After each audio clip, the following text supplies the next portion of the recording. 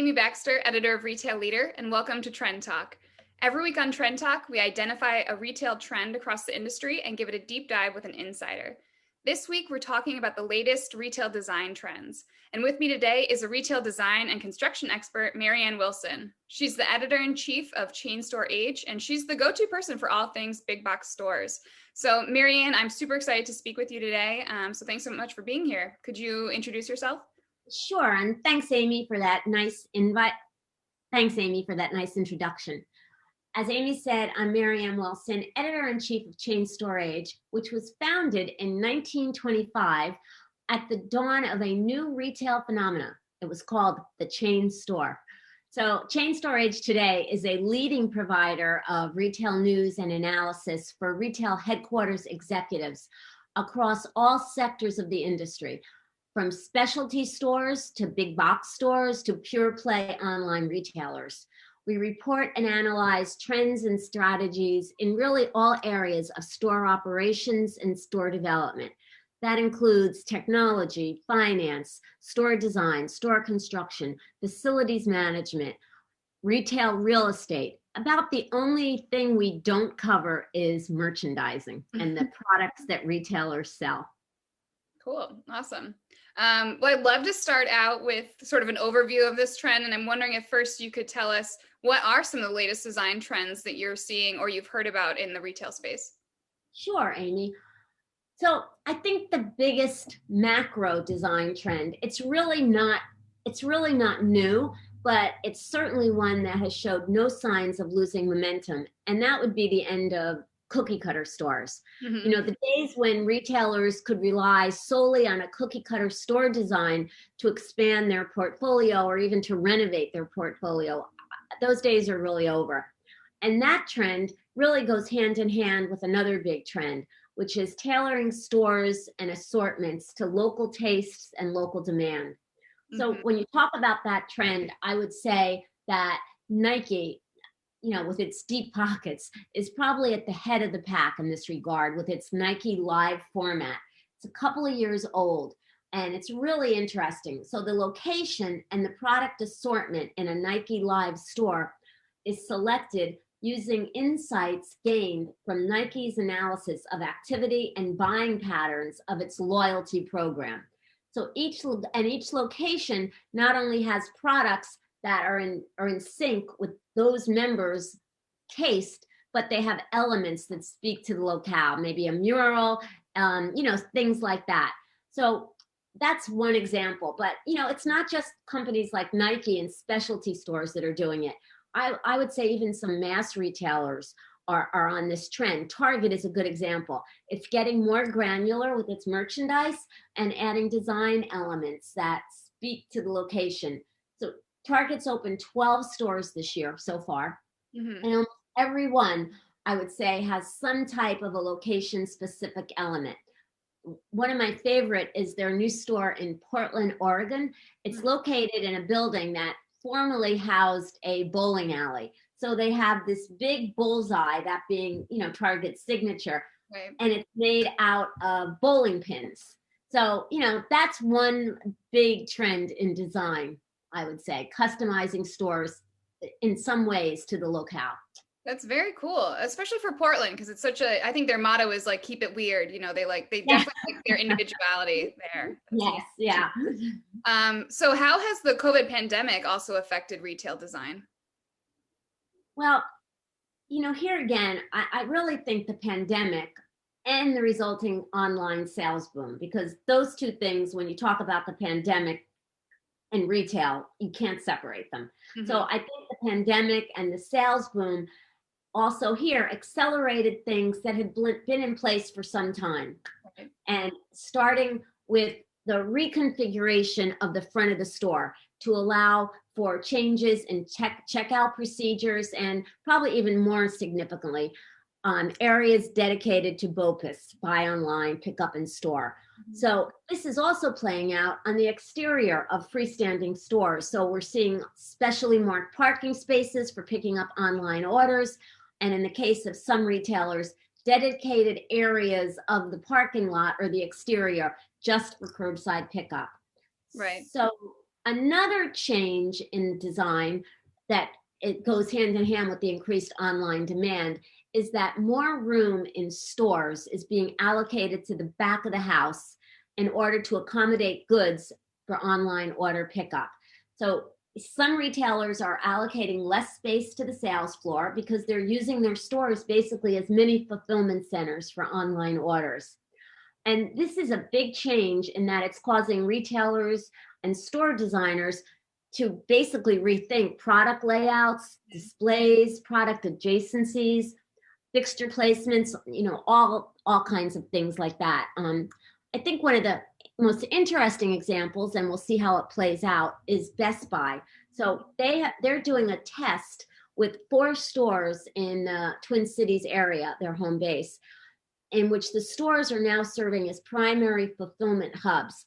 So Best Buy decreased the shoppable square footage in the store from about 27,000 square feet to about 15,000 square feet. Wow. Customers can still shop the major product categories, like laptops and cell phones, but there are fewer items on the sales floor with only the most popular best-selling products on display. They have a large wall that separates the sales floor from the fulfillment space.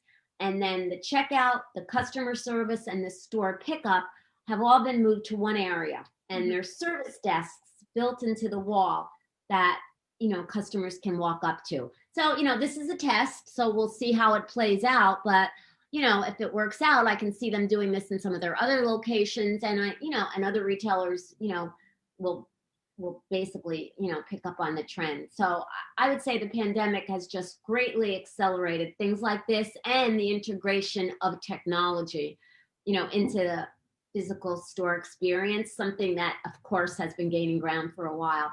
Right. I just saw a survey, and more than half of the retailers, that were in the survey said they have incorporated contactless checkout in the last year, followed by digital signage and customer-facing interactive kiosks and other devices. So there's that. And let's see, what other ways has the pandemic influenced design? Well, some store designers are also deploying new materials in their design. So this would basically be in new stores, though, due to COVID. So there's an emphasis on antimicrobial, right, more durable and hygienic options going forward. And the interesting thing about this is all of this has resulted in a mini boom in store renovations right now, which is really where the emphasis is when you talk about store development in physical stores. And, so that's been interesting. At the same time, a lot of those non-essential retailers that had to close during the height of the pandemic, they used the downtime to spruce up their interiors and, maybe execute some previously planned renovations that, they had put off because of store traffic. Oh, that's interesting. Okay. Do you think some of these changes, like putting so much more emphasis at the front of store, the curbside pickup, that stuff, because of this acceleration toward BOPIS and online and all that, do you think that'll all stick around in the future too? Like they're not, so a little bit reactionary to COVID, but are those really long-term things that we'll see stick around? I definitely think that most of them are long-term things. As I said, none of them, some of them were already in place before COVID, and COVID's only, COVID has really just accelerated them big time. I think the thing is, retailers saw those type of things and some of the other tech enhancements not only made customers feel safer and comfortable, but it also led to, improved omni-channel capabilities and, efficiencies. So I don't think that's something that's going to go away. Yeah.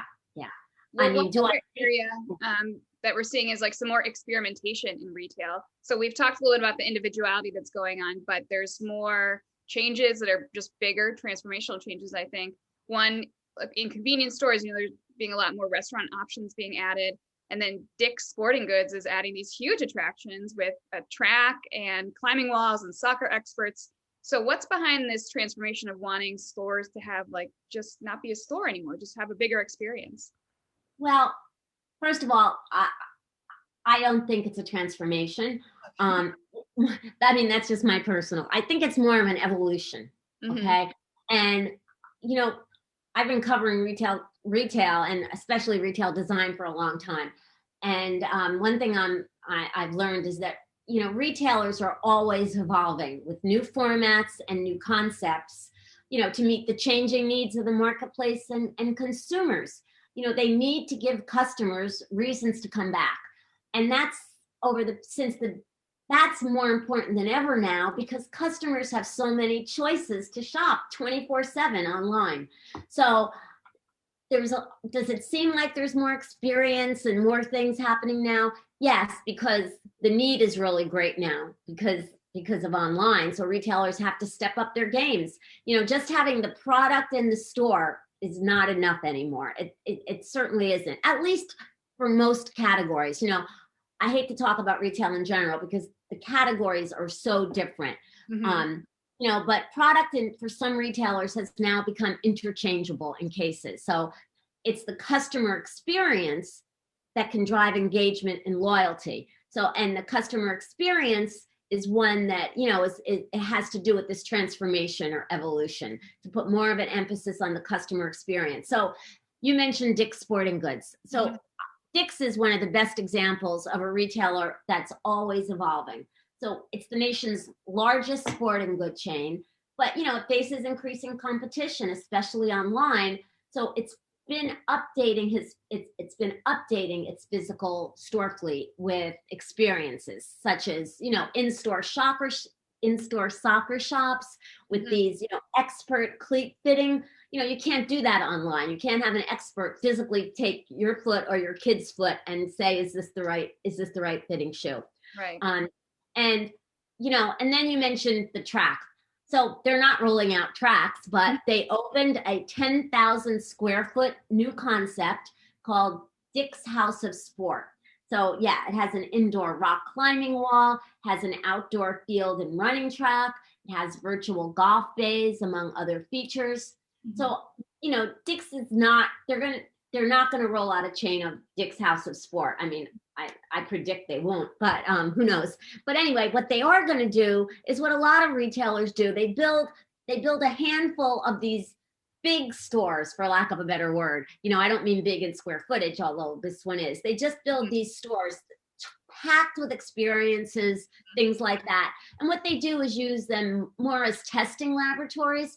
And Dick's has been upfront about it. They said that they're gonna test and learn in that store and then roll out some of the most successful elements into their core stores. Yeah, very cool. It's super cool to watch. I would love to go try it out. Yeah, it's all the way upstate in New York, but you know, they're opening a second one in outside of Nashville in Tennessee. I think it's outside of it's either Nashville or Knoxville. I forgot which. Yeah.